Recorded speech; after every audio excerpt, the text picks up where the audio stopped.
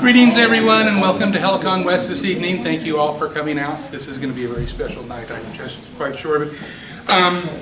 First and foremost, we have this.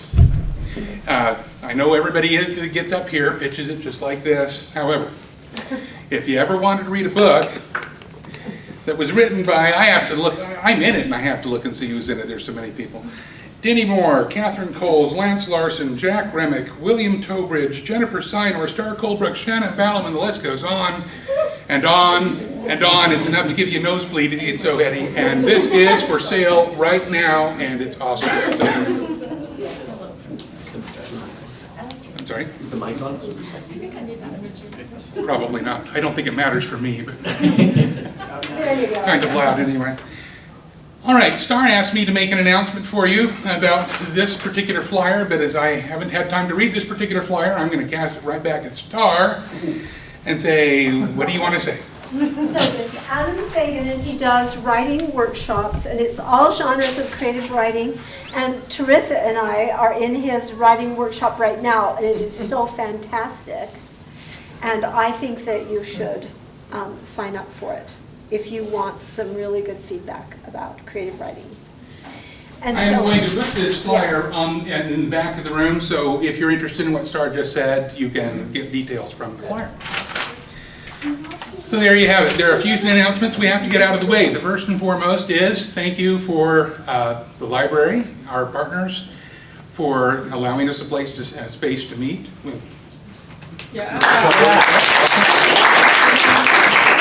Thank you to our proprietor, founder, and cheerleader Star, who is absolutely fabulous, without whom we would not have the Helicon website. I have one more announcement. What is it? I usually get through all my announcements by the time I'm through announcing, people coming up and whatnot, because I forget. So there we have it. Sean has something to say. He's doing a thing. Yeah, so Community Writing Center this Wednesday, I'm presenting. Star asked me to announce this. I'm usually not a self-promoter. But every Wednesday here in this room, there is Community Writing Center. The first hour is an open presentation by a tutor at the Writing Center. The second hour is one-on-one tutoring for any creative project that you're working on. It's a really good time. This Wednesday we'll be talking about narrative perspective from 5 to 6, and then tutoring from 6 to 7. yeah.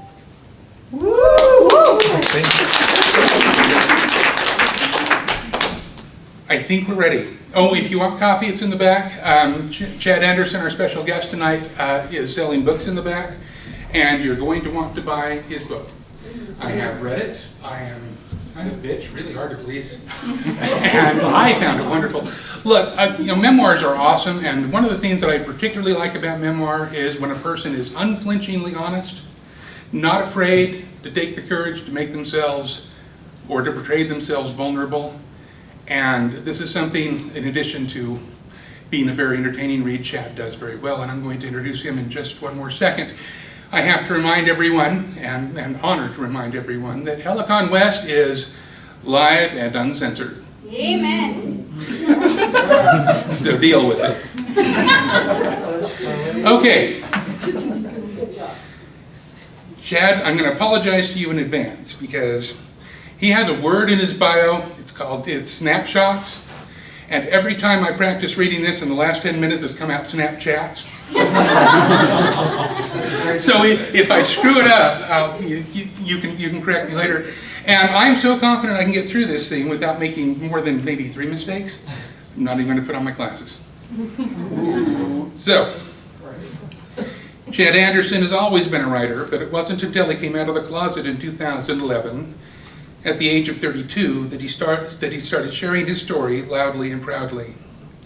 A practicing clinical social worker, Chad recently released his moving memoir, Gay Mormon Dad, and he has his hands in a handful of other writing projects, including the monthly storytelling group, Voices Heard, a blog called Snapshots of Chad, and the upcoming documentary, Dog Valley, which I've seen the trailer for, and it looks fantastic. So, ladies and gentlemen, Chad Anderson.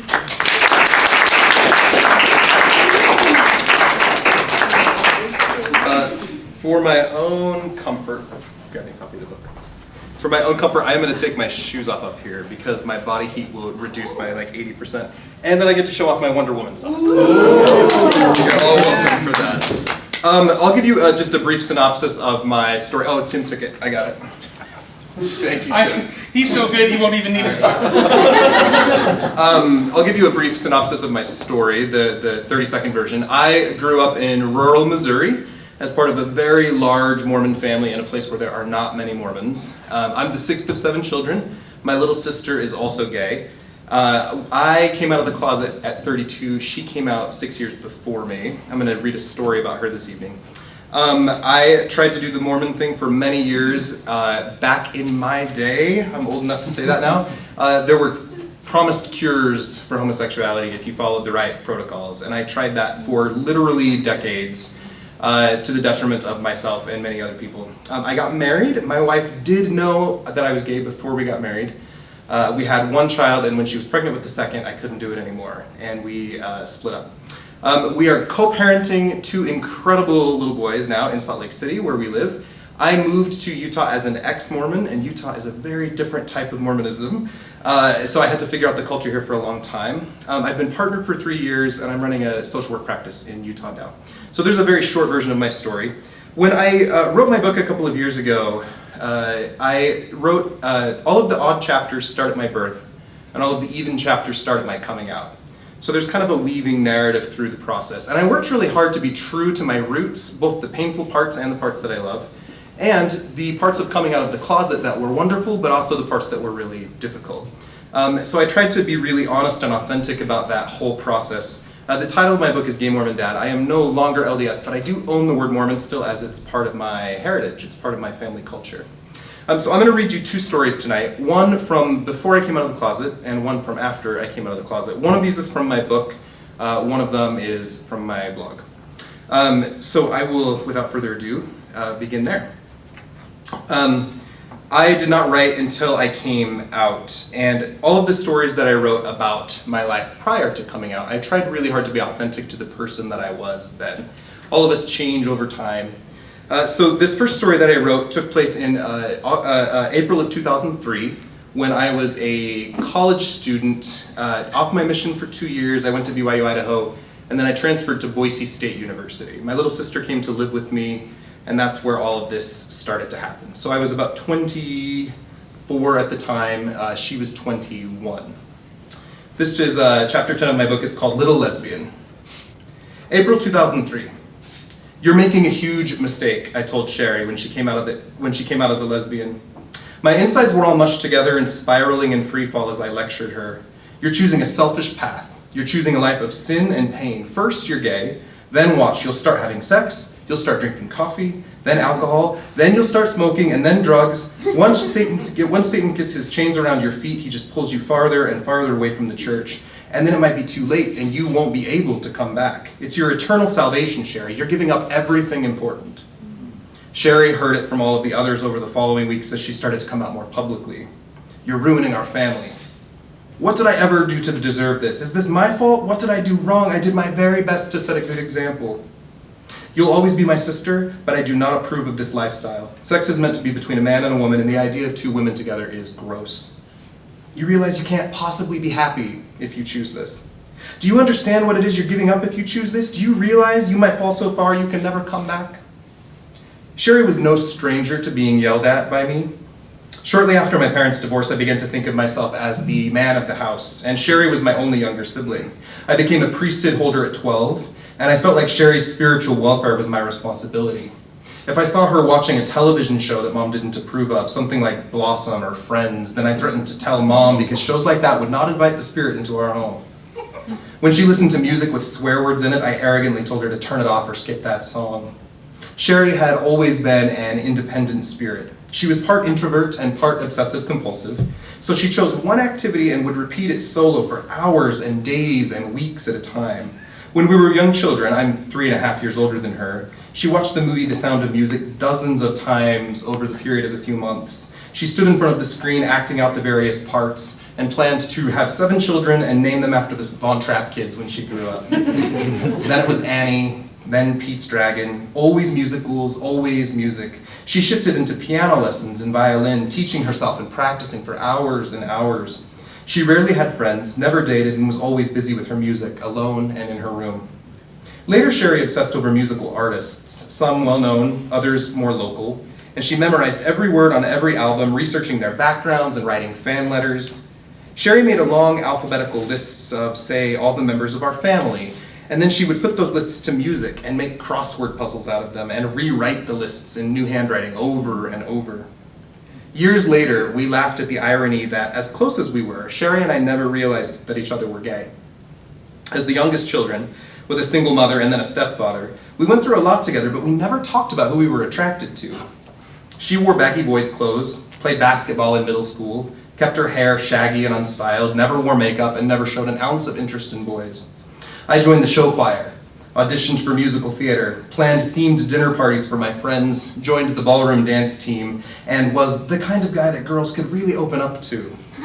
We were so stereotypically gay in our own rights, and we spent so much time together, but somehow we each had our own internal worlds that we never opened up to each other about. Sherry and I didn't look much alike. I had the darker complexion of my father with brown hair and brown eyes, while Sherry had the fairer complexion of my mother, blonde with blue. We played together for untold hours as children, yet we fought constantly. Together we survived the divorce, the move to Idaho, Kent's abuse, and those bonds strengthened us beyond measure. When I was a missionary for 2 years, during which time Sherry had finished high school and gotten her first jobs, we stayed in constant contact through letters. After I completed my first 2 years of college, I moved from Rexburg, Idaho to Boise, several hundred miles from home. Then months later, I invited Sherry to come out there and live with me. I worried about Sherry a lot then. Since her high school graduation, she hit periods of depression and anxiety that I didn't understand. She lived with my mother, repeating her normal habits of going to work and then staying in her room to practice music. She seemed to have no aspirations for college. She was only going to church with mom every week out of a sense of duty, and she had no friends or social life outside of a few family relationships. Not wanting her to see her waste her 20s in that space, I spent months convincing her that she could have a fresh start with me in Boise. I helped her find a job, and I got her a place to live with me, and though it broke my mother's heart at the time seeing the last of her children move away, Sherry came to live with me. And then she came out. I was horrified. In a period of my own depression and nearing the completion of my bachelor's degree, I was putting so much effort into staying closeted. In many ways, I no longer believed in the Mormon religion, but it was all I knew. I wasn't dating, but I continued in my routines of church attendance, temple attendance, and prayer, going through it all by rote. Desperate during this time, I signed up with a university therapist, someone in no way affiliated with the church. It was my first attempt at therapy that was not directly related to my religion. In the first session, I told the counselor about my family and my church. In the second session, he focused in on my reason for being there. "You do realize you're depressed, don't you?" he asked me. I was shocked to hear this assessment, but I couldn't disagree. And when he asked me why, I told him how I never fit in with the other guys, how I never measured up. I told him how I worried I would never get married and have a family, how I couldn't find the right girl. The counselor was very insightful. He leaned forward in his chair and in a very calm voice asked the obvious question. "Chad, do you find yourself attracted to men?" My eyes brimmed over with tears. I was so unbearably lonely. I felt so shattered and broken. I was isolated, horny, despairing, and exhausted. And his question caught me off guard. I do, yes, I struggle with same-sex attraction. I haven't really told many people about it. I used to believe it was something I could cure, but I've been told by God through his servants that I can't cure it now, so I just have to learn to live with it. The counselor paused. "It's clear that this is the source of your depression. You're questioning your very truth. There's a rift between who you are and who you feel you should be." My eyes flashed fire. "It's not who I am. It's just a condition." He responded with kindness. "I know, it's okay. I've never heard this label you used before, same-sex attraction, before. Is that one that your church uses to mean the word gay?" Then the fire spread through my whole face, turning it red with fury, directed from the inside out. "I am not gay," I retorted with anger, feeling the need to defend my church and my position in it. I didn't go back to therapy after that. It felt too dangerous. It was too close to the source. He threw words like depression, gay, and truth around far too easily. And then Sherry said she was gay. A woman she worked with, a single mother and a painter named Sally, started flirting with Sherry, and they started spending time together, and then more. And when Sherry said she was gay, I blamed Sally. I just knew it was her bad influence. I berated Sherry with my words, accusing and mean. "You've had sex with her, haven't you? Outside the bonds of marriage and with a non-Mormon, with a woman? What about the temple? What about the plan of salvation?" Sherry, with pain and anger in her eyes, simply refused to answer, closing her door right in my face. She was in tremendous turmoil. struggling mightily with inner trauma and depression, her anxiety skyrocketing, and I couldn't see past my own pain to recognize hers. I was incapable of anything but anguish, rage, and judgment. During this time, I was taking 20 credits in a very demanding social work program at the university. Subsequently, I was working 30 hours a week as the front desk manager of a local hotel, and I had a very busy and prestigious internship in a housing project with the extremely mentally ill. At my internship with 5 other students, there were 2 of them, Shanna and Annie, who'd become very close with Sherry. When they saw how I was treating Sherry after she came out, they were furious with me and rose to her defense. I blamed Sherry for their reactions as well, telling her she was making my professional life harder now because of her selfishness. One day while on a lunch run, Shanna rode with me. Shanna was a powerful woman, strong and beautiful with a sense of compassion and a biting sense of humor. She asked questions, trying to understand why all of this was so hard on me, looking past my exterior and searching for my heart, or for my truth, as the counselor had put it. "What's going on with you?" she asked after several minutes of speaking. I pulled the car over, my heart thudding out of my chest, and I looked her right in the eyes. "Shanna, you think you know me, but you don't. You think you understand me, but you don't. You only see the parts that I show. I'm divided into pieces. I'm Chad the social worker, Chad the Mormon, Chad the brother, Chad the comic book nerd, Chad the writer. But you only see those parts of me. You won't ever see the whole me. You won't ever see the real me. I won't let you." She stared me down, kindly and sternly. "I'd like to, if you give me the chance. I'm up for the challenge." But I didn't give her the chance. I couldn't face myself, so how could I let her see me? Sherry and Sally finally made their relationship official. Then they broke up, and then Sherry started a few other relationships. She moved out on her own, she started smoking, and then drinking. I saw those as more selfish and sinful decisions, just as I had predicted. She stopped attending church, she got a tattoo, she cut off her long hair, got a mohawk and dyed it red. The farther she got from her roots, the more rebellious she became, the more I knew she had made the wrong choice. She should have stayed in the church and suffered through it, just like we were taught, just like I was. I saw her as unhappy. I saw her as the sinner. And more, I saw how my family distanced themselves from her. I saw my mother cry over her lost daughter. I saw my sisters tell Sherry that she wasn't welcome around their children, that if she had a girlfriend, they didn't want to meet her, and that she wasn't welcome in their homes. I heard them talk about the photos she shared on social media with scorn. I heard them speak of her as if she were a lost soul, and I knew that if I came out, they would treat me the same way. Unable to take it anymore, Sherry left Idaho. She left Mormonism, she left her family. She moved to the East Coast with friends and started a brand new life. She began therapy, took antidepressants, addressed her upbringing, and worked through her pain. She had a few relationships, then spent some time single. She lost all of her weight and took up running. She found a new job. She enrolled in school. She quit smoking. And eventually she met someone, fell in love, and got married. It took her years to shake off her pain.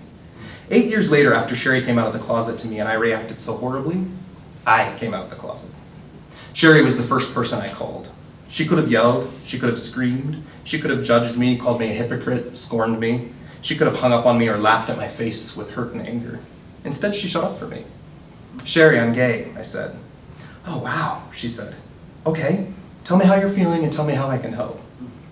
So in the end, my little sister, the lesbian, turned out to be my hero, my mentor, and my truest friend. A short poem, experiment. Find an infant little girl, no older than 3 months. Hold her in your hands. Let her little palm wrap around one finger. Smell her sweet little baby smell, powder and wonder. Touch her small nose, her soft spot, her round stomach. Count her 10 little toes. Wait for her to open her soft little blue eyes. Look into them, hold her up and tell her, "You are vile, disgusting. How could you choose this? I would rather you be dead than gay." Could you say this to her then? How could you say it to her now? Okay. Give me a moment to log in here. My second piece is much happier. Sherry and I are still very close. She and her wife live in Massachusetts. We spoke just yesterday. She's wonderful. Okay, the second story I wrote, I came out in March of 2011. I wrote in October of 2015. When I came out of the closet, I had 2 very small children, literally an infant and a toddler. And I went from being married and Mormon to living in a tiny apartment with 2 small children and sharing custody and being financially devastated while trying to date and figure out life and learn how to like be authentic. And it was a mix of wonderful and awful along the way. So this particular story I wrote about 4 years after coming out, about a really bad date I went on. So this is called Cartoon Devil, October 2015. I'm here, plaid shirt and blue jeans, corner table. What can I order you? I had butterflies when I sent the text message. I hadn't been on a date in a few months and it was nice to be back on the market. I was so sick of dating. It exhausted me. Maybe I was picky or impossible, or maybe I kept hoping to find that unobtainable unicorn out there.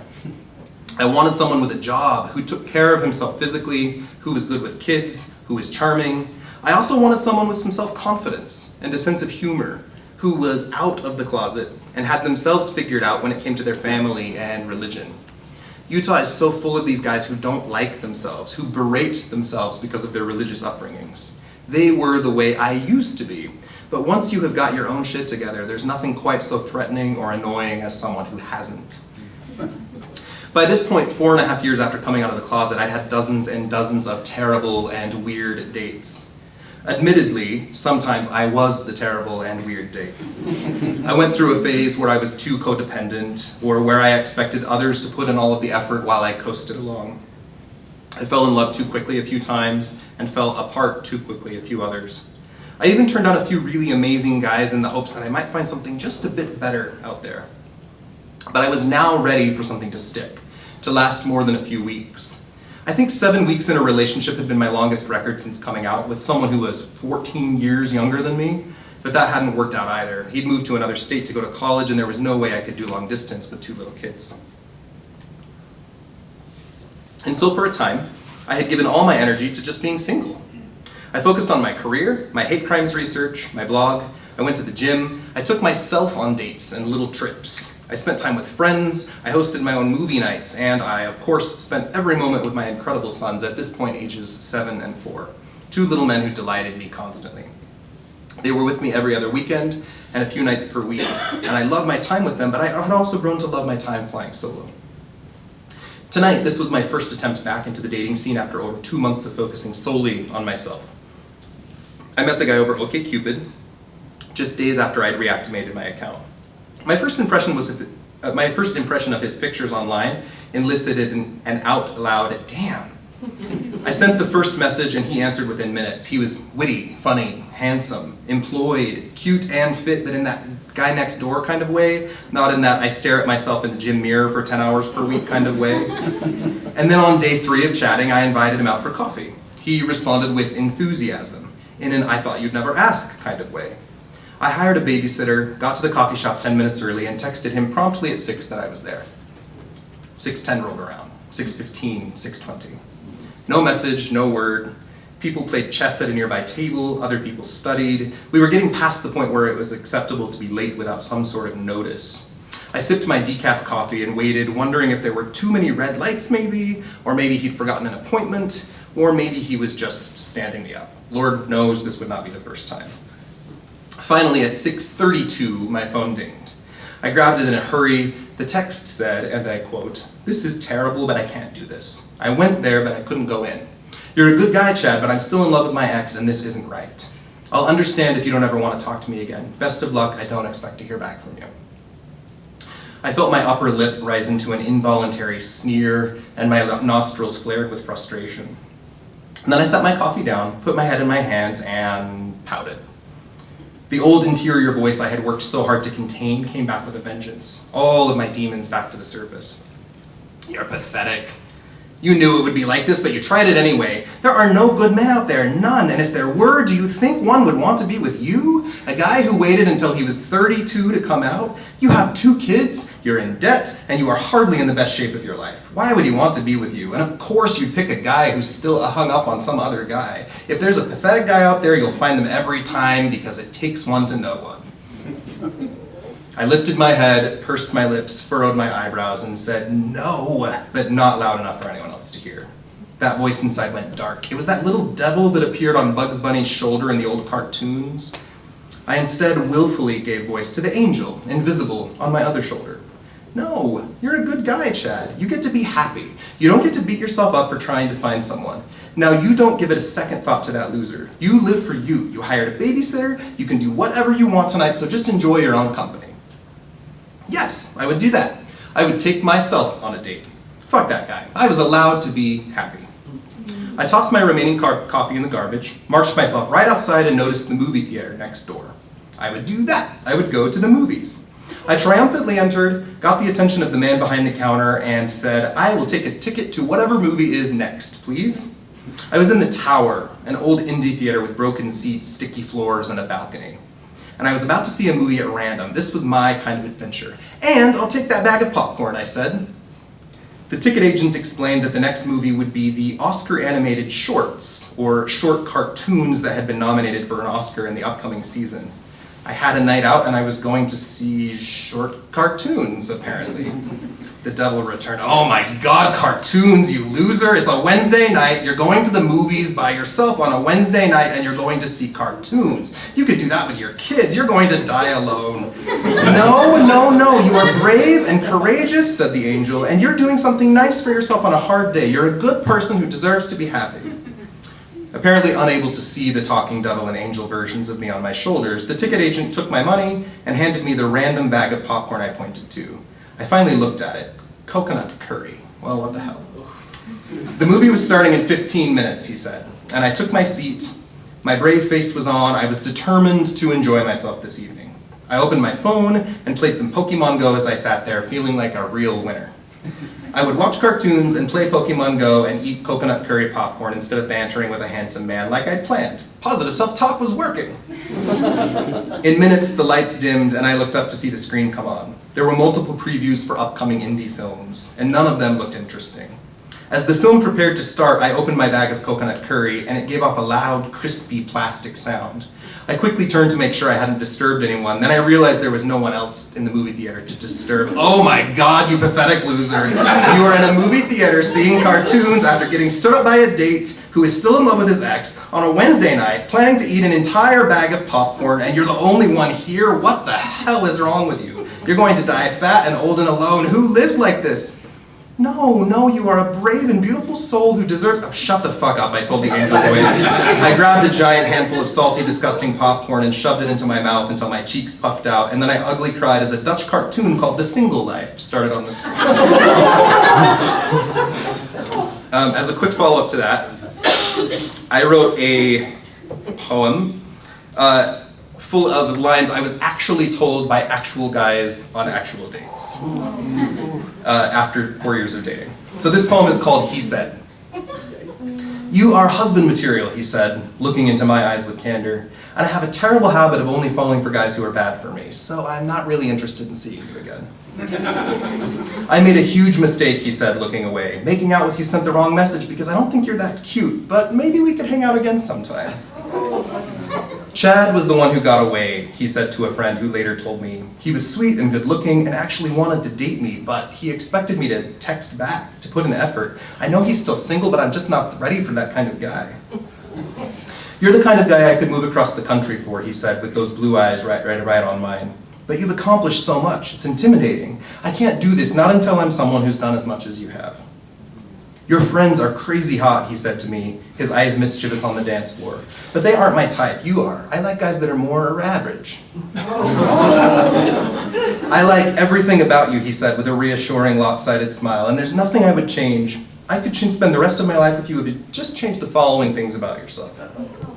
I love you, he said on the first date, with sincere eyes and much too quickly. And for weeks, I felt like you're the one, but I'm out meeting other guys now and I'm just not feeling you anymore. My partner is right upstairs, he said. If only I was younger, he said. If only you were younger, he said. I'm not ready for kids, he said. I want kids, but not someone else's kids, he said. Can you bring your kids on our second date, he said. I can't date a writer. What if you wrote about me, he said. You have nice skin, but you have some major work to do on your body, he said. I might be busy for a month or two, but maybe I'll give you a call sometime, he said. I want to find love, but stay celibate, he said. I know you're an actual daddy, but can I call you that? He said. I only like twinks. You have way too much meat on you, he said. I only like beefy bears who can throw me around. You're too small, he said. I know it's only been 3 days, but do you want to be my boyfriend? He said. You're not Mormon enough, he said. I don't date ex-Mormons, he said. I like you, but I love meth, he said. I spend most of my weekends hungover, he said. I like you way too much too soon and it scares me, he said. I'm just not ready to date someone again. It's only been 5 years, he said. I'm only looking for sex, he said. You actually look good now. What changed? He said. Don't call me handsome. It makes me insecure, he said. I'm ashamed of myself as a person, he said. I've never dated a therapist. Do you think I have depression? He said. I'm not going to be capable of trusting another person ever again, he said. You keep a lot hidden, he said, his brown eyes focused on me intently. It makes me wonder what you're thinking. You seem like a great guy. I mean, answer me honestly, how is a guy like you still single? I'm not single now. That's the end of my reading. I'd be happy to answer any questions if we have a couple of minutes for that, Star. Is that okay? We do. So begins the Q&A. So if you guys have any questions, I'm a pretty open book. Yes, please. So how are your parents handling your and your sister's coming out now? 5 years ago, my little sister got married. I was the best man at her wedding, and most of my family showed up. They're lovely. It's fine. Much of my family is still actively LDS. My mom in particular is really good at being the really faithful Mormon who loves her church and the really great mom who loves her gay kids. And that's not always an easy balance to find, but she does it really well. There are a few family members who are not quite so pleasant. But we had to fight for that for a few years. It took some time, but we're pretty good now. Yeah, thank you for asking. I have kind of a follow-up to that. Yeah. You spoke about your mother being, the supportive mom. Also, have they read your blog? Has anybody in your family, including your sister or aside from your sister, kind of followed up with reading what you're writing about? Yes, my little sister in particular and my mom. Other family members read more peripherally. I think my little sister and my mom are the only members of my family who read my book. I wrote my book with my mom in mind. I wanted to be able to be very honest about my upbringing in my family and be critical of Mormonism when I needed to be. And also talk about things like my sex life and raising children as a gay man. But I did it in such a way that my mom would be comfortable reading it. So she was kind of my target audience. And yeah, she and I speak multiple times a week. She's lovely. I have a big family, we're all over the place. And I'm in my 40s now, so you kind of grow up apart a bit. We all get involved with our own families, but we're still pretty close too. Yeah, thank you. Please. You mentioned that when your sister first came out that some of the other siblings said, you can't be around my children, you can't do that. Has any of that changed, or how is that with your siblings? Yes, we've had other family members come out after us. Oh, okay. In your immediate family? Mm-hmm. Okay. Yeah, I have a nephew, an uncle, a couple of cousins, and in my ex-wife's family, people have come out as well. So people who really struggled with it initially are pretty okay now. There are people who still get a little ugly, and I tell some pretty awful stories in my book about my own coming out. I had a pregnant wife when I came out, so my family had a pretty large reaction. I got shamed and scolded and disowned, the whole thing, but we're pretty okay now. It's pretty okay. We have normal family dysfunction, but 2 gay kids isn't really part of that any longer. So is your ex-wife still active Latter-day Saint? She has left the church also, Okay. but we're very close co-parents. She has a boyfriend, and my kids have kind of like a mom and a dad and 2 other dads, and it's fine. Yeah. Please. Do you boys ever have trouble when other of their friends find out of that? No, I really don't think they've had any problems at all. And that's something I really worried about. In the chapter I read in my book about coming out, I contemplated suicide based on the fact that I didn't feel like my sons deserved to have a gay dad growing up.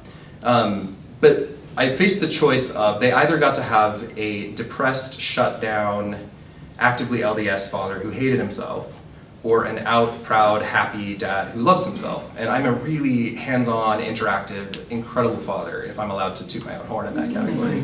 And they're fine. They're fine. They're fine. My younger son writes comic strips a lot.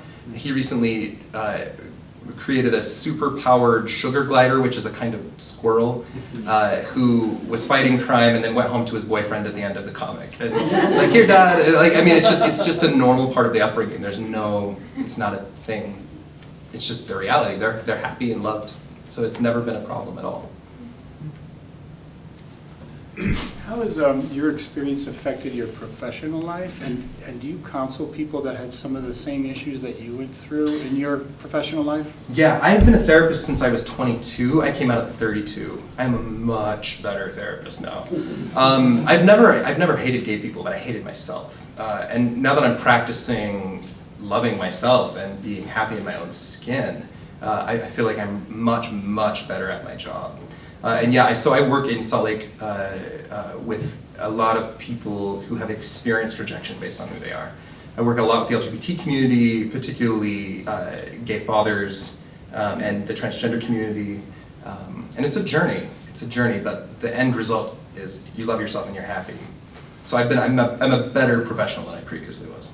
I was thinking, and maybe this is too far, I was thinking specifically of people who are struggling with perhaps Mormonism and coming out, and some of those really deep issues that you had to face. Yeah, as a therapist, it's never my job to put goals on a client. My job is to help the clients reach their goals. So I have people who are LDS who are actively, people who are gay who are actively LDS, people who are in celibate companionships, those types of things.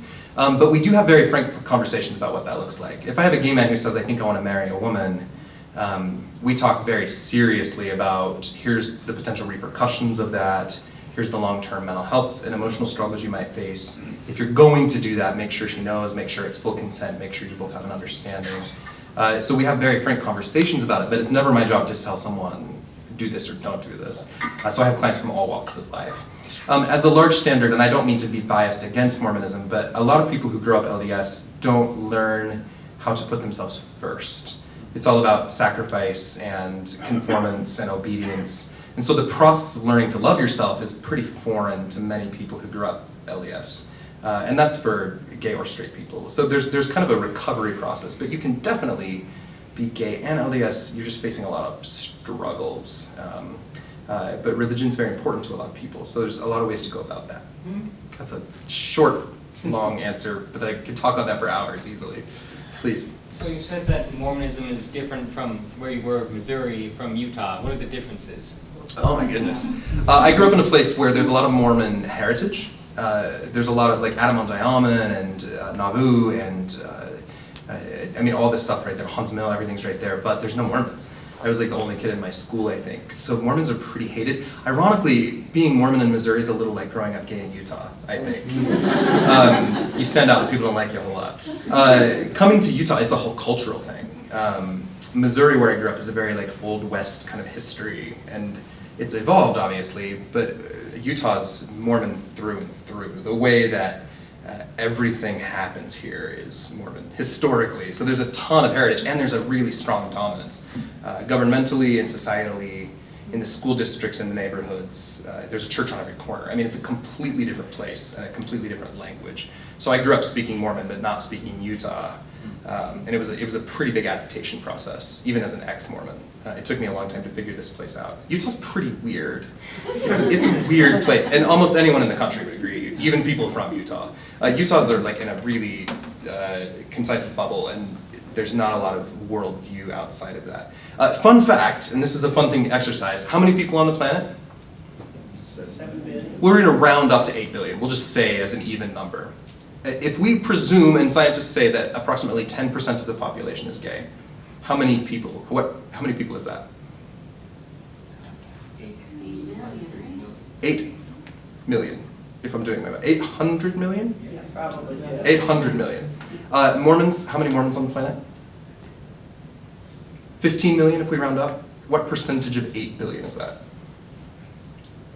0.001%. Like when we stack it up, and outside of Utah, we don't see such a large queer community that's out there, but we're everywhere, in every society. And Mormons are a relatively small percentage of the population, but in Utah, that's like the whole dialogue. It's everything that happens here. So when I talk about it being a bubble, that's kind of what I mean. There's nothing wrong with being Mormon, but it's the only way people like tend to view the world, and it's a big planet. Please. So moving from being Mormon and having that kind of self-sacrificial attitude to self-love, how do you retain or balance humility with learning to like love yourself? Humility is a funny concept. Let me flip it around. Confidence is a key that most people would strive for. But confidence can turn into arrogance. I want to be confident but not arrogant. Does that make sense? I want to be able to be humble but not self-defeating, kind of on the other side. So if I stand up and say, I'm a really good father, I don't feel like that's arrogance. I feel like that's just me being confident in myself. If I said, I am a better father than everyone in this room, there's a difference there. So I think it's okay to attach to value systems, but to do it in right ways. When I was actively LDS, I would have felt guilty for saying I'm a good father.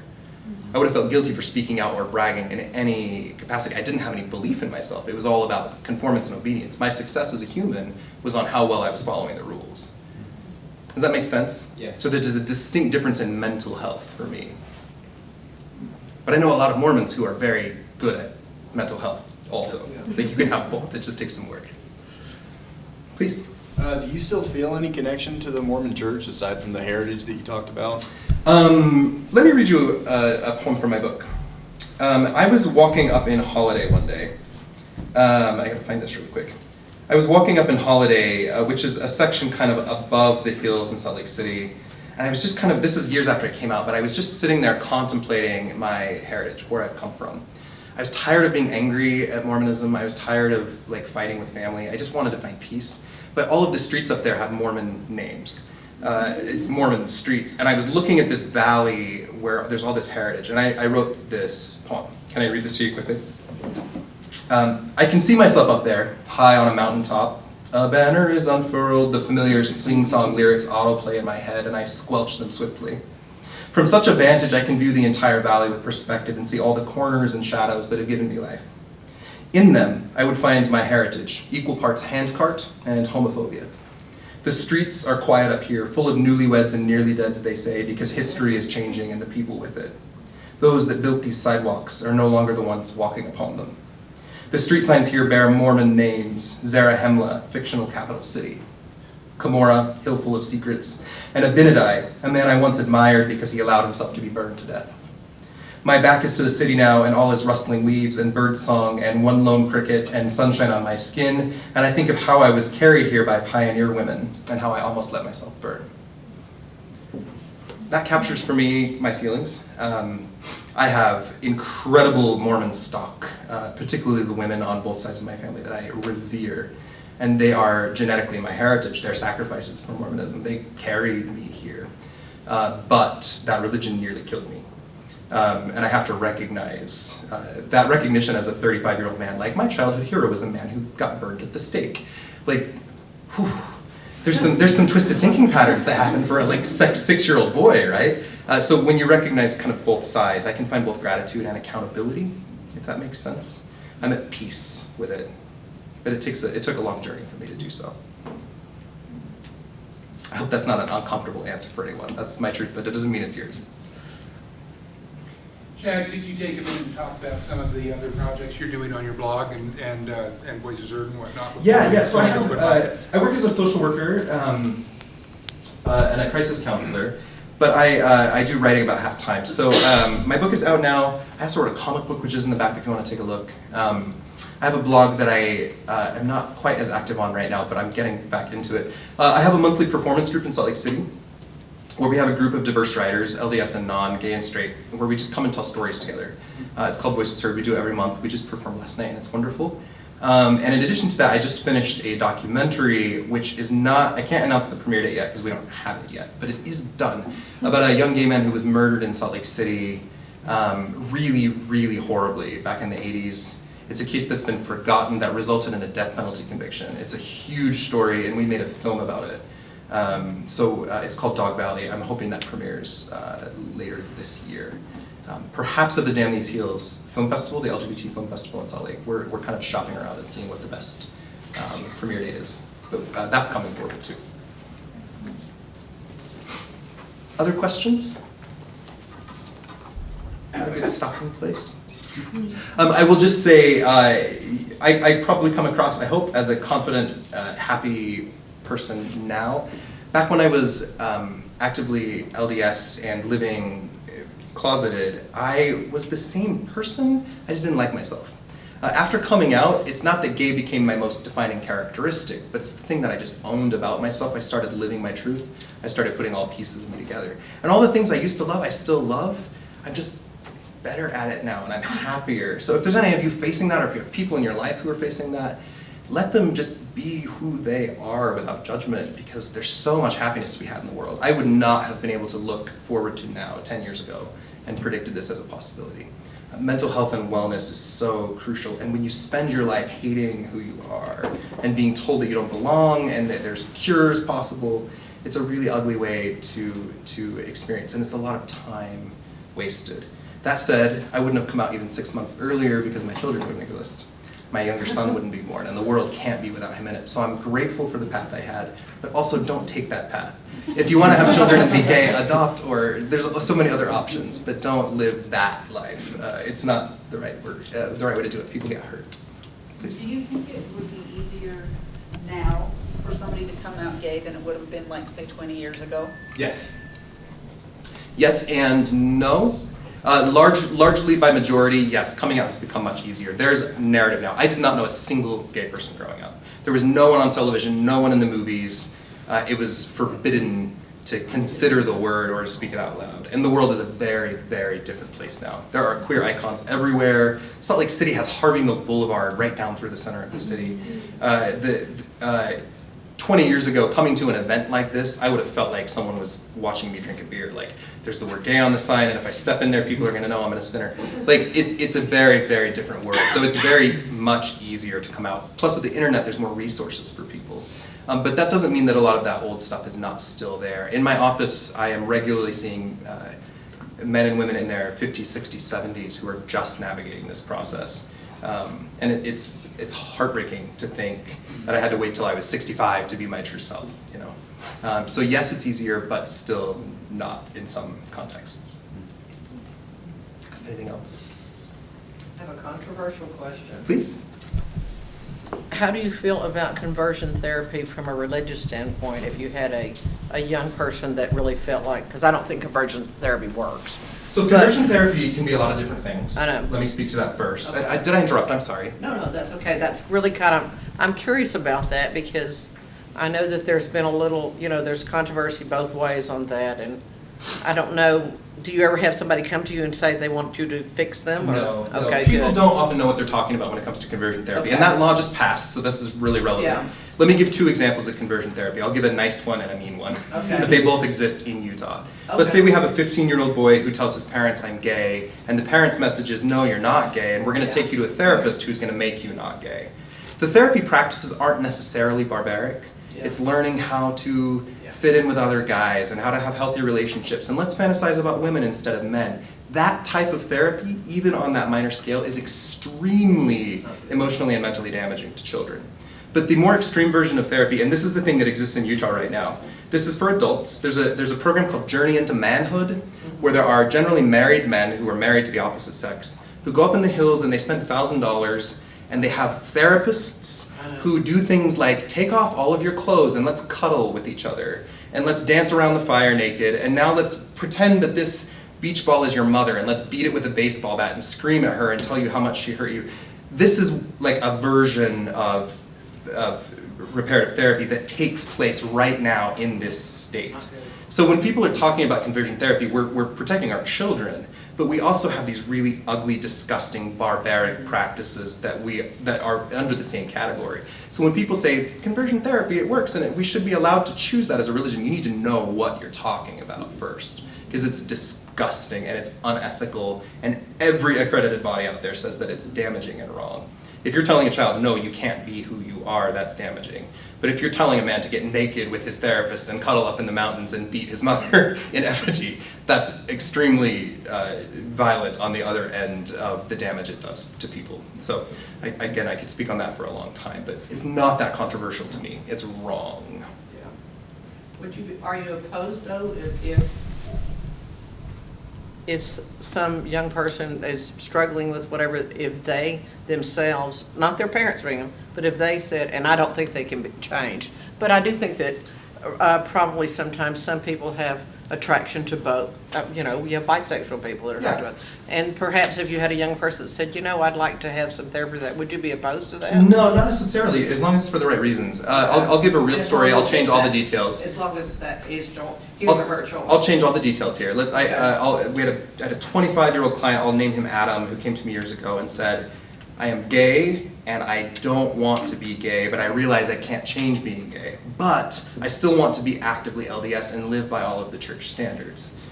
So the therapy is not, here's how to stop being gay, or here's how to change being gay. It's here's how to learn to love yourself, even though you're gay, and then recognize the life that you're choosing is a tough one, because you're going to be alone, but it's okay if that's what you want to choose. So what we're doing is we're still working to mend the inner conflict.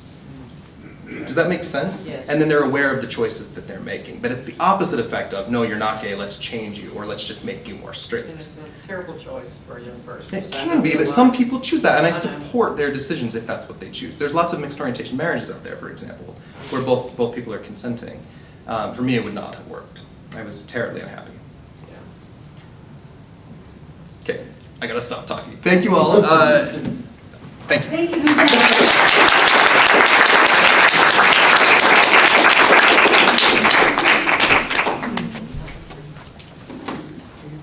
That was awesome. Thanks for coming down and presenting to us. We're going to begin the open mic session. Again, if anyone wants Chad's book, he's selling it in the back, or will sell it in the back, or I'm sure an arrangement of some kind can be made. I'm going to call up our open mic people 3 at a time. Well, not 3 at a time, in groups. You know what I mean. Teresa Dyer, Sean Anderson, Jay Payne.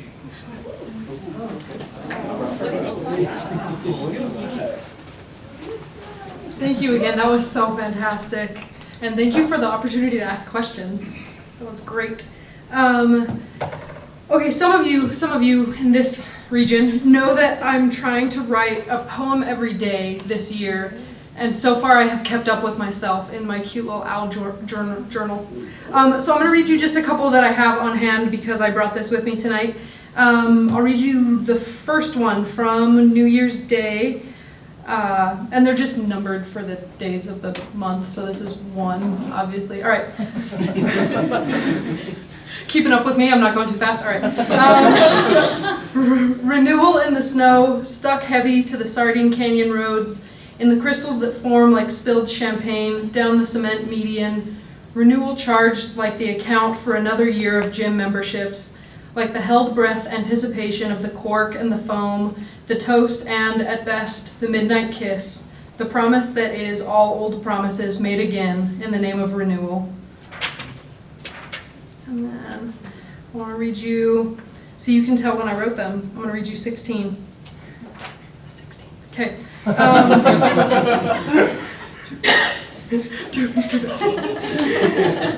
I'm a fiddler by nature, a fusser, a fidgeter, fingers worrying non-compliant strands of hair back into place, plucking at the lay of my blouse, not once but hourly, and every time I sit or stand.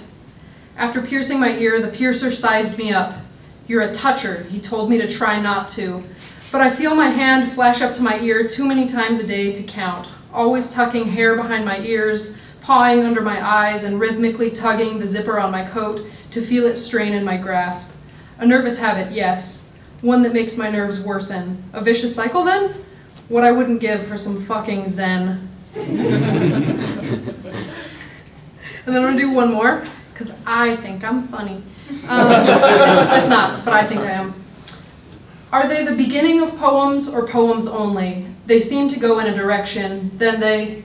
Thank you.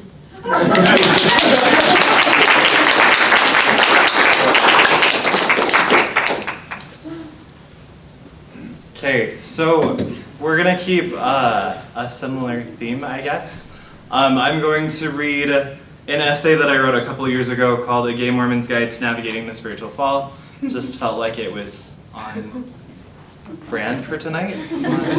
Yeah, here we go. So, number 1, when you want to die, keep walking. The roof of the dorms will seem like the straight and narrow path to heaven.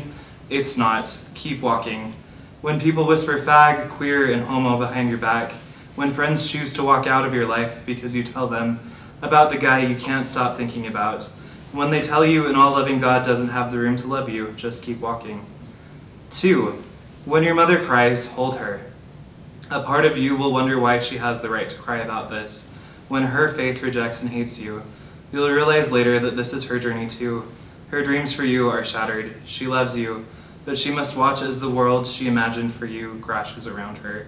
Hold her because no one deserves to carry all of that pain alone. Hold her because the two of you together have the strength to survive this. 3, allow his fingers to intertwine with yours for the first time. Feel whole as he holds your hand. You won't feel condemned or cursed or even slightly like the abomination that you spent your whole life telling yourself you are. His hand will be strong and it will feel right in yours.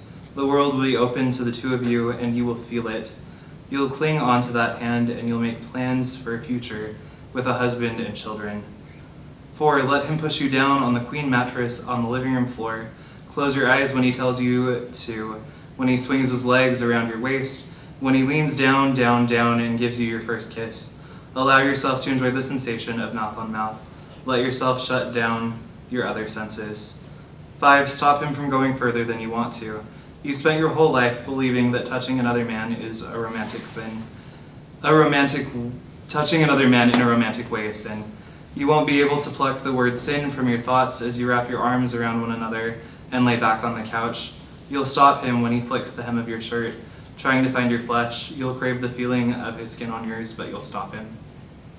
6, cry when he leaves. Cry because you loved him. Cry because that voice in the back of your mind that you finally learned to tune out, that voice that echoes the word abomination constantly, that voice will be back. Cry because you feel empty. Cry because there's nothing else you can do. You'll look in the mirror and you'll fixate on all the parts of you that you've secretly hated from the beginning. You'll see your bushy eyebrows and your slender arms. You will decide that these are all the reasons why he left. 7, let yourself be angry with God. Pray. Start by saying, Heavenly Father, I hate you. Feel it. The memories of 1,000 church meetings will flood you with guilt. Hating God, like loving men, is a sin. You spent too long denying the way you feel. Open up your heart and release everything that eats away at you. Tell God that you hate him for making you gay.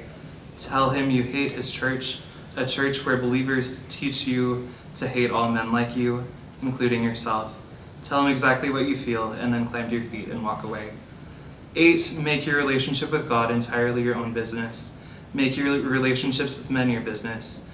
It's simpler when you begin to accept that you don't owe others any explanations. 9, understand that eventually your hatred will fade. If it doesn't fade naturally, convince yourself to let it go. You've spent too long hating too much. There's a chance you'll learn to love him again. If it happens, it will happen slowly. It will happen because you choose to love. 10, realize that as you let the hate seep out of you, slowly the same hatred of self will slip away. Fall in love with the depths of your own brown eyes. Discover that your own laughter is your favorite sound. Take pride in the way that you are learning each day to become more and more true to the you that you've always wanted to be. Months later, stand on the roof of that dorm and be amazed by the beautiful world that stretches out around you. The Rocky Mountains to the east, the valley stretching around you, the ash trees green and full in the summer sun. You'll be glad you decided to never jump. Thank you.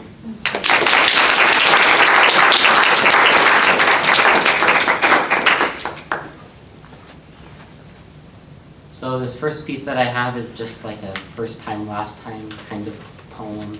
Then I have one more short piece after this. This one's called First Fish I Caught. My uncle called it Beaver Lake, said he was taking me fly fishing. He pulled out the rod, reel, line, and fly. He helped my small fingers tie the fisherman's knot. Then he taught me, cast, Cast, slower, 10 and 2. My rod extends in flat back, balancing over silvery waters, and then the rod snaps into an arch like a tall weed bending in a gust. The fly grounds between zip-tied teeth. Sweat seeps from my palms as I twist the reel, and a brook trout glops from its ripple, wiggling its hips, flicking its neck. It was the first fish I caught. Many years have passed since I caught my first fish, but my uncle and I fly fish often. I recall arriving at a lake not long ago. I almost name it, but its name evaporates off my tongue like morning dew beneath midday sun. My uncle squints into the wrinkling waters, pebbles and stones and mud and crumpled insects. But no brook trout. Gone are their gaping mouths open like dresser drawers and split pea eyes locked on my excitement. My uncle puzzles at the map. It's called Beaver Lake, he says. I puzzle at the water. Didn't I catch my first fish here? We pause a long moment. Yes. I puzzle at the water as my uncle packs his gear. We turn our heels toward the glittery waters and begin our trek back to the Forerunner. It was the last trip to Beaver Lake. And then I have one more piece that's sadly and unfortunately based on true events. Oh. And I just felt that afterward it just needed to be said in a few sentences. So it actually comes, I used to work up at Snow Basin Ski Resort and I cleaned toilets. It was a wonderful job. They were really wonderful, loved it. So happy I moved on from that actually. And so this piece is called If Shit Hit the Fan. After a long day of scrubbing toilets at the resort, my boss said we'd all quit if shit hit the fan. Between shit in a rag, shit on the walls, shit in the sink, shit under the trash, shit on the lawn, and shit in the lamp, the fan was about the only thing shit hadn't hit.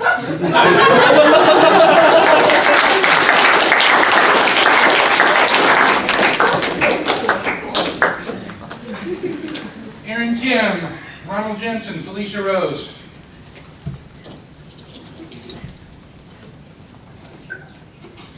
Okay, hi people. I'm just gonna read loud. You don't need to know this, but I overshare, so I'm gonna overshare again. Okay. Yeah. When I move the microphone down to put it close to my face, I then feel like I have to read this way so that my paper doesn't hit the microphone. It's a whole fucking thing. So I'm just gonna not do that, and I'm gonna cover my face, not because I'm ashamed, but it's just how I read, so anyway. Again, I overshare, but that's what I'm doing, so I hope I'm loud enough, so whatever, just, okay. Ugh, okay. Like, I seriously thought about that, you guys. This is, all right, I messed up. All right, anyway. Okay. Oh, I just realized this book is really cute. Okay, sorry. I'm gonna Oh my God. Okay, I'm gonna read 2 poems. One is by my husband, one is by me. And that's all you need to know. Okay, here we go. Bank by the Stream by Isaac Tim. I stretch back onto the small island bordered by black earth, pleasantly warmed. I've just pulled myself out naked from the glass clear water, cold as January. My sanctuary, awash, choked with brittle cottonwoods. In 2 weeks, the stream will be diverted into the fields, to sink, to evaporate. The sun dries the water from my chest, leaving microscopic mica to sparkle. A rise first, then a movement, springing upward, pale flesh rising to a shivering head that sends jolts to my stomach. Wind plays lightly over my surface, a warm, hot breath. My hand wraps around that contour, feels the downbeat, the upthrust. No furtive look over the tub, no hoping the shower curtain is well steamed, no pain friction race, just slow, long strokes, warmth snaking up my belly into my heart. Each rise builds until it might tear through my ribs, but instead escapes into the air. Looking down, I watch it run down into the hollow of my belly under my glimmering chest. I wait for guilt, but there's only sun and oblivion. Now for something completely different. Raped at 31 by me. Here's how it happened. I'm in a gender studies class. The room is dark. A guest speaker from CAPSA is explaining consent. Time shifts. Sitting third row from the door, I am 18 again. I feel his hands groping, pinching, smell his Marlboro breath as he licks, bites at me. The woman from CAPSA asks the class a question, shows another slide. I don't hear the discussion because Lyndon, that's his name, is pushing into me. He asks if he is hurting me. I say nothing. His body is crushing. I struggle to catch my breath. He shoves himself at me again, curses. He is trying to coax his half-hard, half-limp, if you're a pessimist, dick into me. I once tried to put a deflated air mattress back in its bag, so I know what Lyndon must have felt. I never said no, not out loud. I never said yes either. I never gave consent. That's what the woman from CAPSA said. That is how I was raped at 31.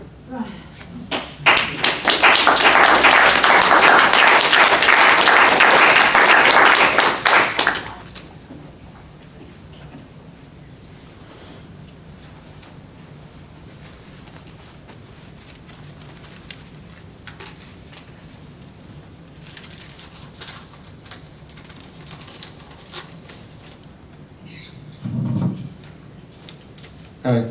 Hey, Ron. This one word called mud. If someone was driving and ran into mud, his car got stuck, you might say it could. But mud is the only thing that keeps a car in its drive from falling down deep. She might think of mud in a better way. So it's bad to sell to make another day. One word called January 2014.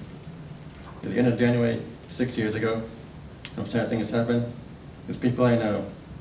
First my first was a baby boy, getting a gift, with they had joy. Then my friend Faith, died in the 6th grade. I knew about her and being a school aide. And finally my dad fell on some ice, so the day for him didn't start out nice. It made me glad. And then had a wife to help me with the trials of life.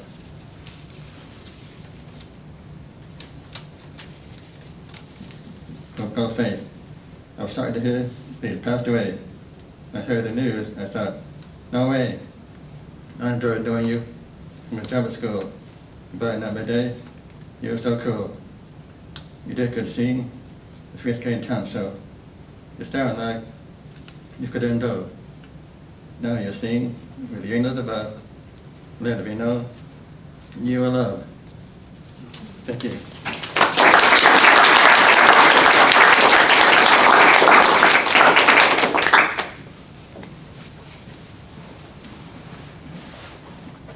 Hi, I'm Felicia. So I tried to choose a piece also with the theme of the night. So I'm not Mormon, but I married a Mormon, and that's how I got here. So, okay. This is in 2 voices, mine and my wife's. So it's called Mormon and Jew, A Romance in Food. It's a mild July afternoon. I could be strolling along the river in our northern Utah town or sitting on the porch reading Mae Swenson poems.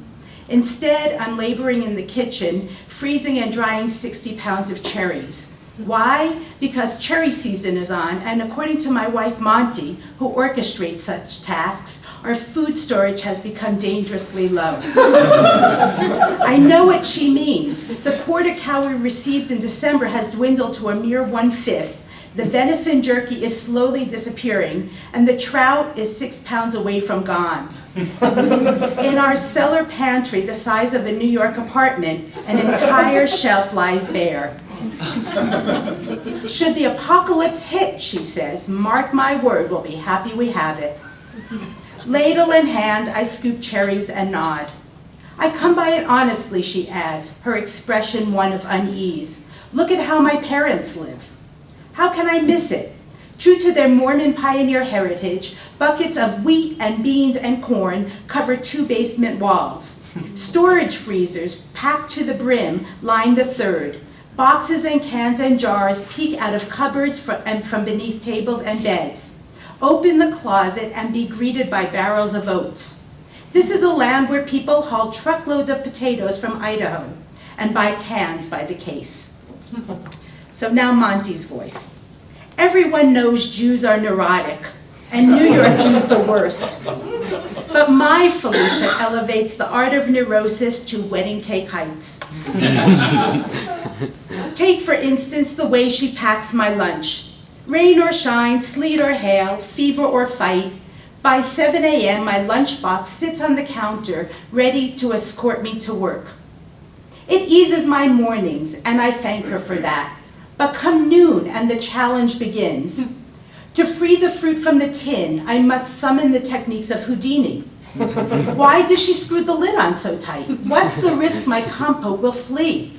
Then there are the rubber bands. On good days, we have 2 on each half sandwich. On bad days, 3 or 4. Why? So that the wax paper folded in complex origami does not come undone. Has any victual or libation ever sullied your lunchbox, she asks? She has a point. The innards of my lunchbox remain as pure as the driven snow.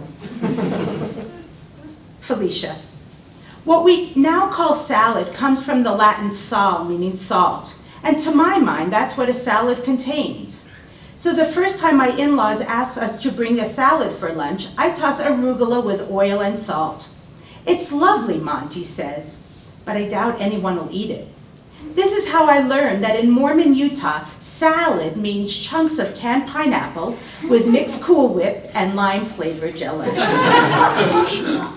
I start again. For good measure, I toss in a pinch of salt.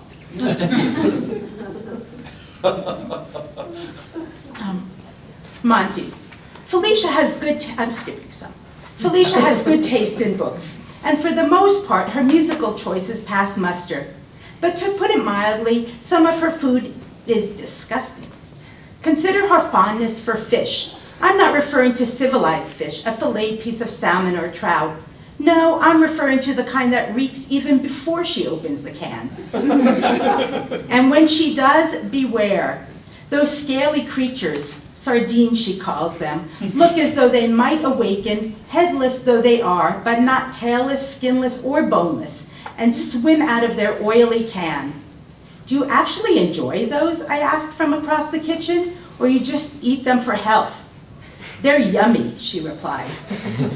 It's high time I introduce her to pork. Now it's Felicia talking. The 72-hour emergency kit has its perks. Ample and tidy, this Mormon directive contains much one might need should a band of marauders come along and insist we join them at once. Still, its contents lack many a staple. Where, for instance, are the bialys, the bagels, the borscht?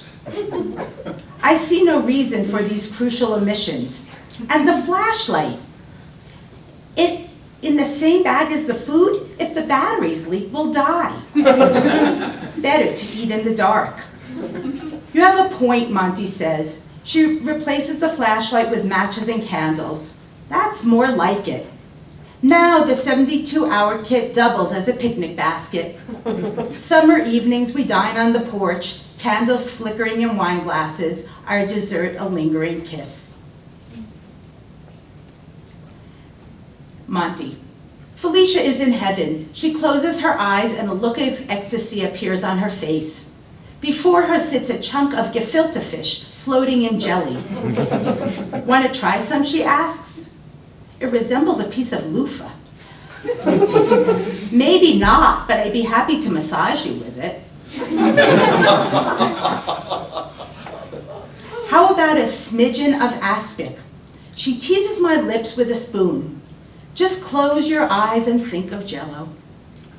Truth be told, the texture is surprisingly pleasant. Felicia. Some years ago, I came across a recipe for funeral potatoes. The chef, a Utah native, had attended cooking school in New York and had gotten ideas. To the 18 or 20 potatoes and cream sauce, he added 1 minced clove of garlic. Intrigued by the recipe, I surprised Monty for our anniversary dinner with this unorthodox version of Mormon comfort food. It's very good, she says. Actually, it's quite tasty. Her expression suggests alertness, a hint of confusion, but not of distaste. But I ask, but I'm wondering if you added something. Maybe a little garlic? You know, my dear, I've been meaning to place a pea under our mattress. Then again, you're already my princess. And last one is Monty. Before I met Felicia, I knew about kosher only from pickles. But there's more to it than that. Take chickens, for instance. It's not enough to buy a kosher chicken. One needs to kosher it further at home. Why? If for no other reason, says Felicia, it tastes better that way. So here I am, a shiksa, standing at the kitchen counter on a Friday afternoon, massaging salt into the cavity of a hen. Just picture that. And what does Felicia say? I'm sure looking forward to dinner. I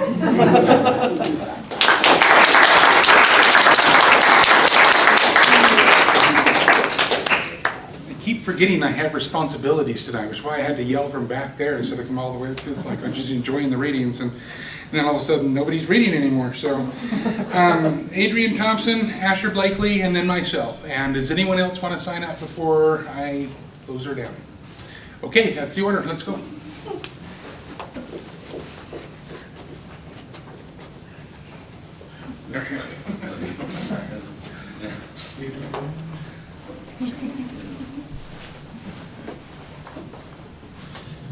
Hello, I'm Adrian, I guess. And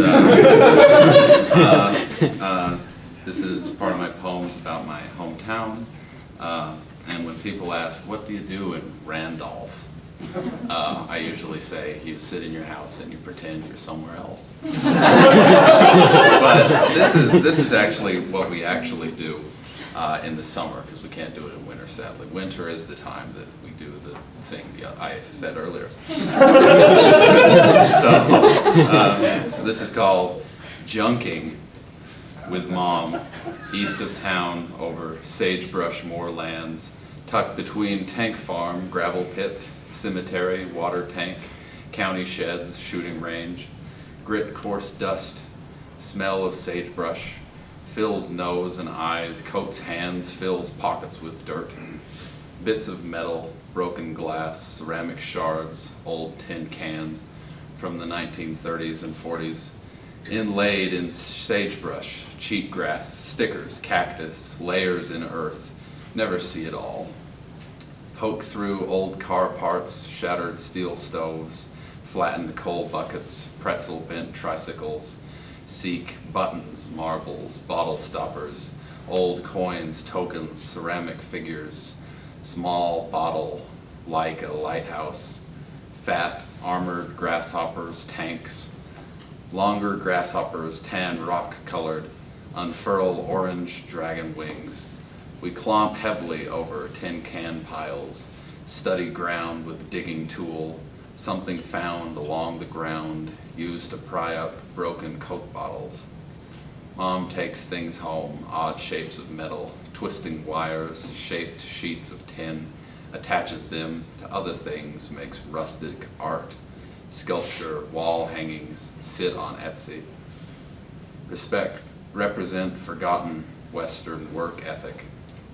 Something wired together when it broke to prolong its use as long as possible. Out in the fields, no tools and truck. An era when things could last forever. No plastic, only glass and metal, ceramic and tin. For hours we go up, collect bottles for the shelf, marbles for the jar, Cracker Jack tokens for the big glass case. We'll always go. The land is ours. The junk will always rust, remain.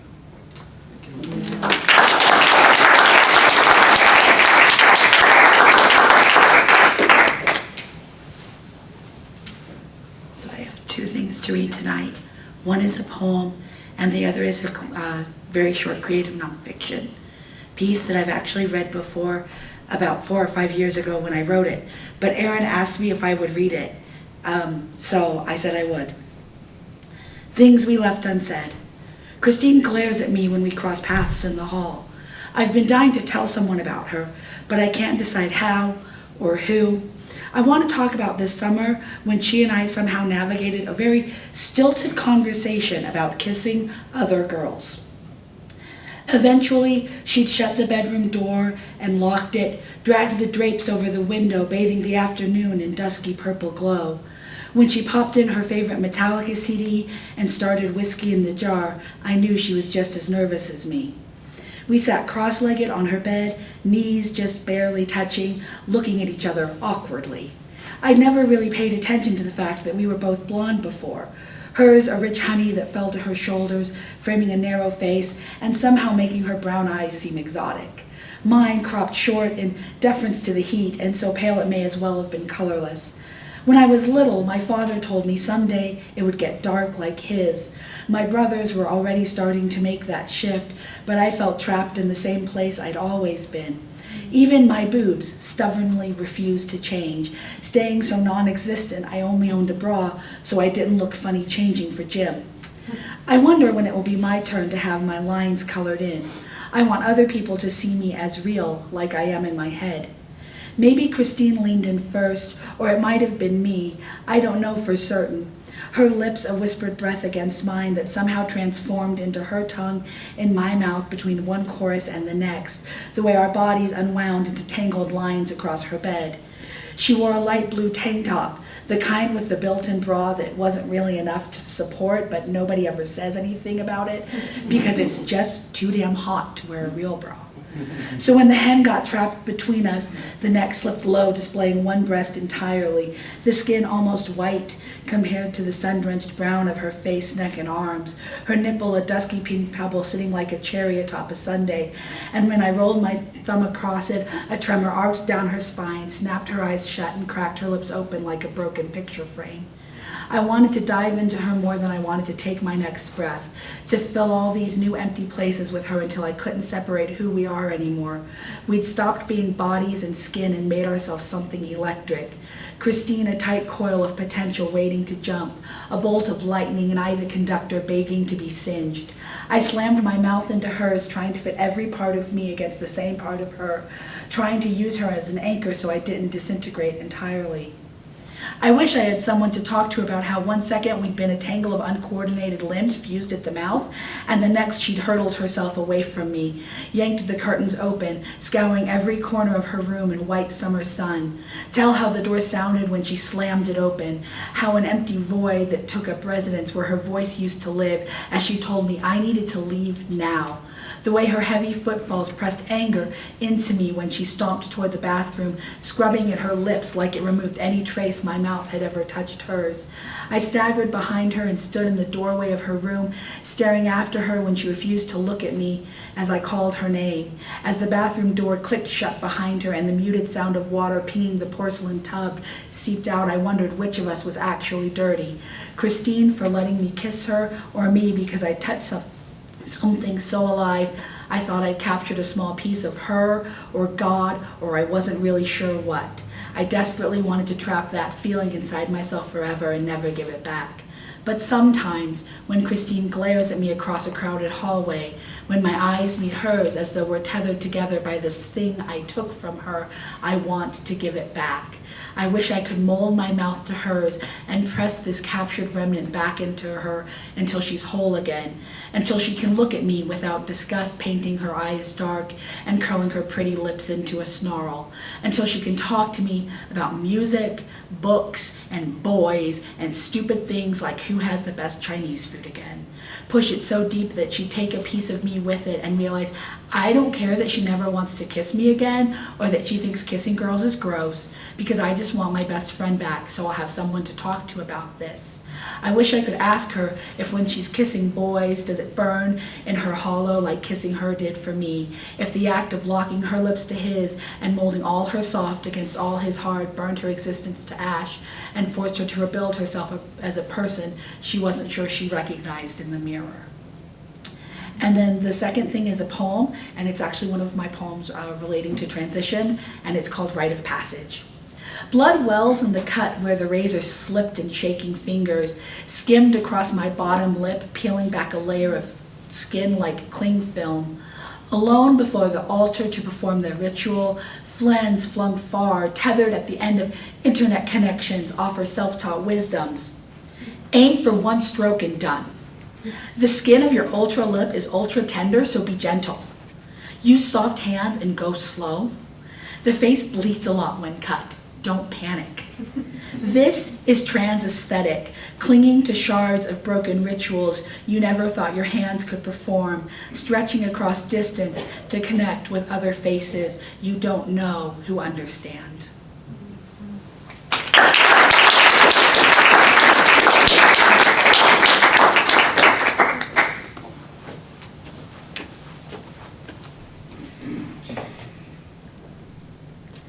Okay, this is a piece. I read it before, but since it's January and since I had a very similar experience on New Year's Day, I thought I'd read it again. It's about middle age, which is something that kind of sneaks up on you. January found myself and a small group of friends ringing in the new year at Crystal Springs Resort in the hills of northern Utah. It was a special evening in more ways than one. Yes, it was the first night of the new millennium, but more importantly, we had finally managed to convince my friend Mark to join us. Everyone else changed clothes quickly, and they were already making the pilgrimage through the cold to the warmth of the pool. To prevent his escape, I waited patiently for Mark to get changed.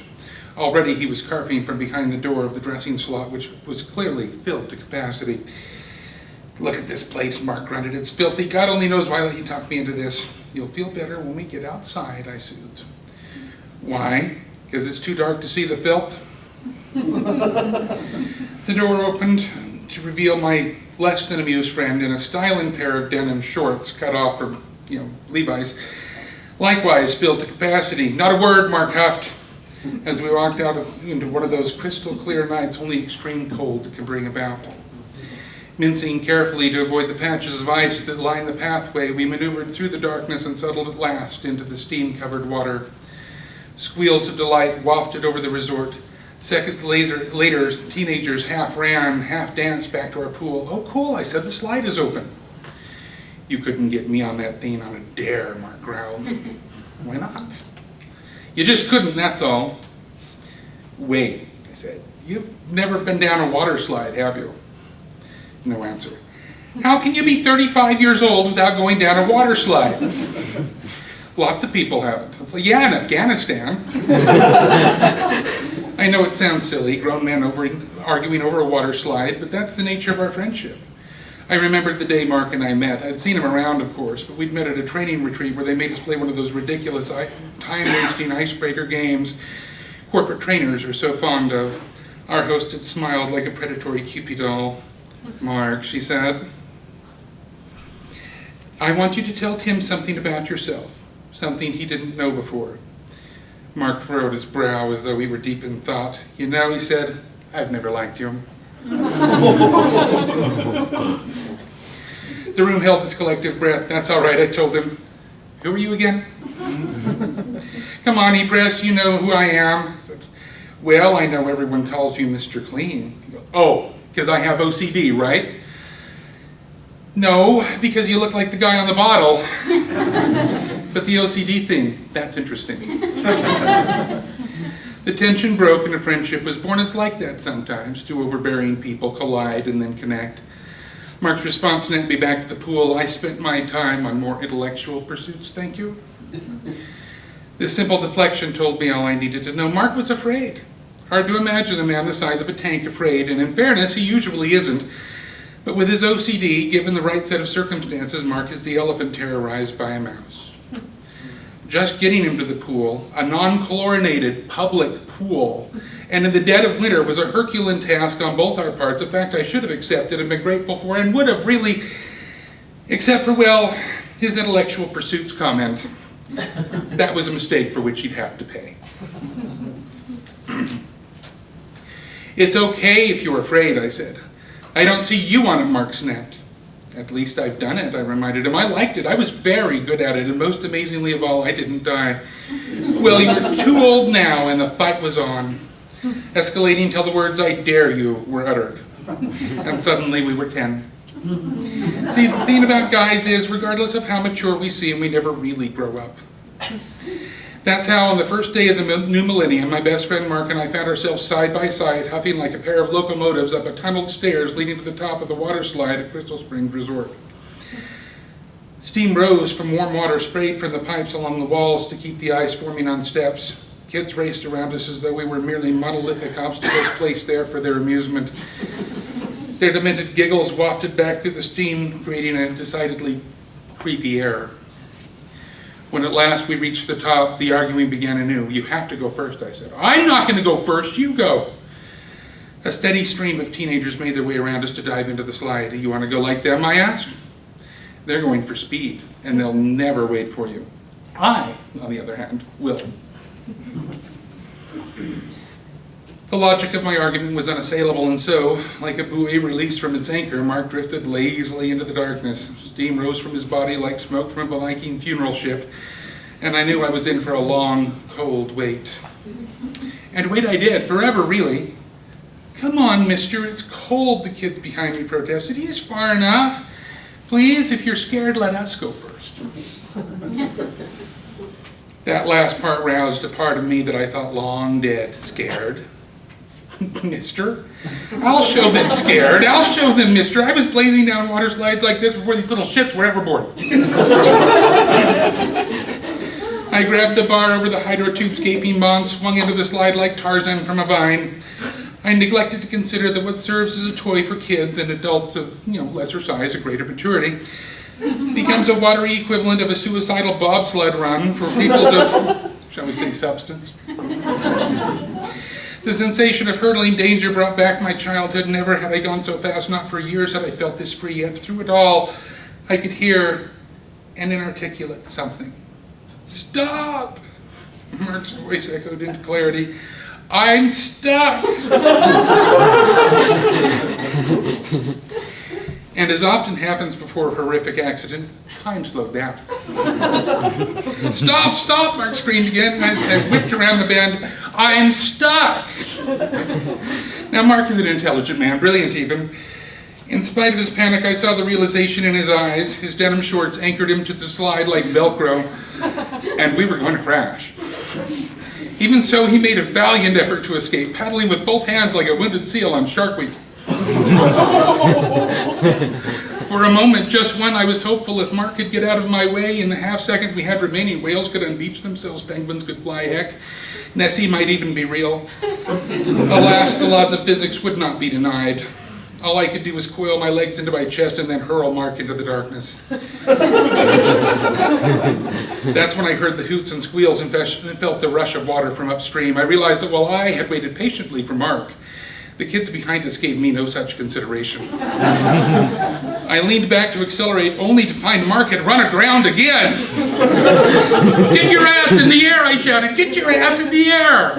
My voice reverberated through the hydro tube. Heels and shoulder blades, heels and shoulder blades. Get your fucking ass in the air. Wham! The impact of a teenage body cut off my wind, and the impact of several behind him drove me ahead like a gunshot. Straight into my bewildered friend.